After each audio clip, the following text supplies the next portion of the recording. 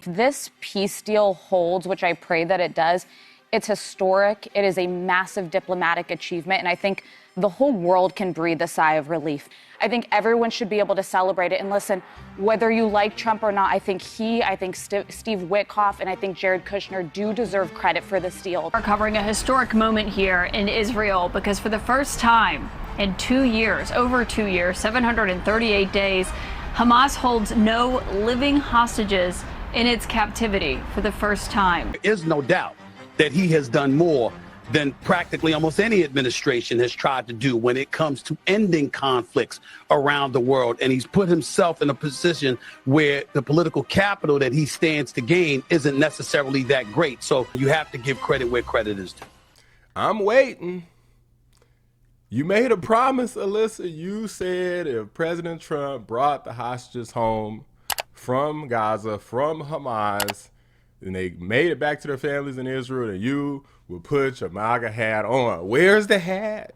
If he does good, if he gets the Israeli hostages out, I promise I will wear a MAGA hat for one day on the show and say, thank you for doing it. Yeah. She'll knock it right off my head. But like, you have to be able to cheer for wins when they happen. Be a woman of your word. Look, just so y'all know, Alyssa Farah recently announced her pregnancy. So congratulations to her. So, you know, there's going to be no close to voice of reason on The View. She was the closest thing they had because we all know the rest of them, Trump deranged lunatics. Sarah kind of faking it too and pretending like she not really MAGA, but really Sarah and Alyssa are MAGA at the end of the day. They're just faking because they like, man, these witches crazy and they don't be wanting to argue with them all the time. But now the hosts of The View are forced to eat crow because President Trump has brokered this massive peace deal. It wasn't just the hostages coming home. This is a straight up ceasefire on both sides, literally where all of these people been in the streets arguing in favor of ceasefire now, ceasefire now. Well, congratulations, you got your wish.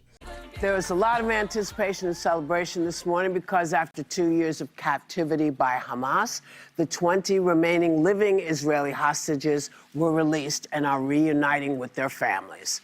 Here's a few of the emotional reunions captured on video. Take a look.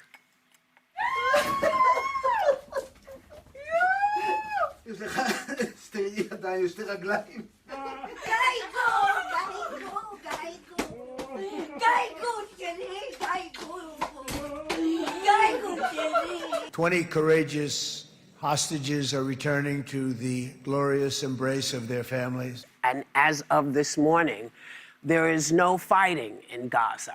The whole world can breathe a sigh of relief. Everyone should be able to celebrate it. And listen, whether you like Trump or not, I think Steve Witkoff, and I think Jared Kushner do deserve credit for this deal. Donald Trump went on record saying there are things that Israel now needs to do as well.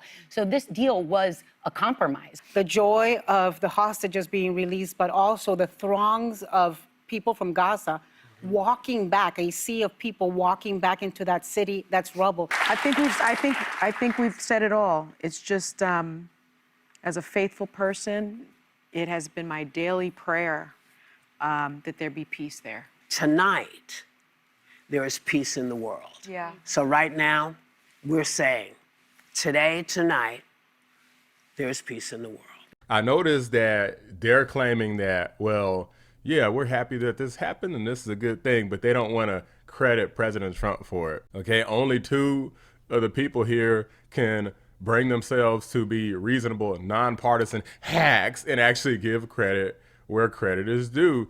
Even former President Obama didn't want to give credit to President Trump.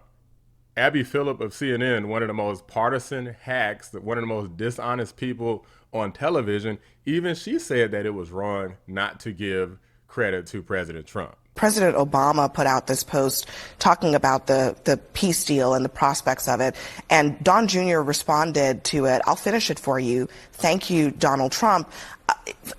Honestly, it's not unfair to say if President Obama's going to write a whole post about a peace deal, maybe he should acknowledge the president that brokered it. She tries to make herself look like an actual objective journalist. Sometimes she just does a bad job at it. Most of the time. Now, moving on here, lastly to President Biden, former President Biden, Sleepy Joe, the cadaver in chief. This guy has the audacity, the gall, to try to claim that he is the one who brokered the deal. And this just in, we have a Fox News alert. Joe Biden is signaling that he should have gotten the Nobel Peace Prize. Politico is reporting that Biden World says Trump's depraved and that he's getting too much credit for peace in the Middle East.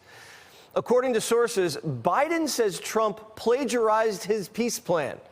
That's right. Biden thinks someone else plagiarized him. Sources tell Politico that Biden says he was the one who made the peace deal possible, and Trump took too long to seal the deal.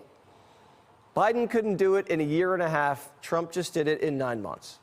Look, the ball's on this guy saying he should get the Nobel Peace Prize. President, you're not even the president anymore. What do you mean you should get the Nobel Peace Prize? The war started under you. It started under you. It ended under President Trump. What are you talking about? The freaking balls on this guy.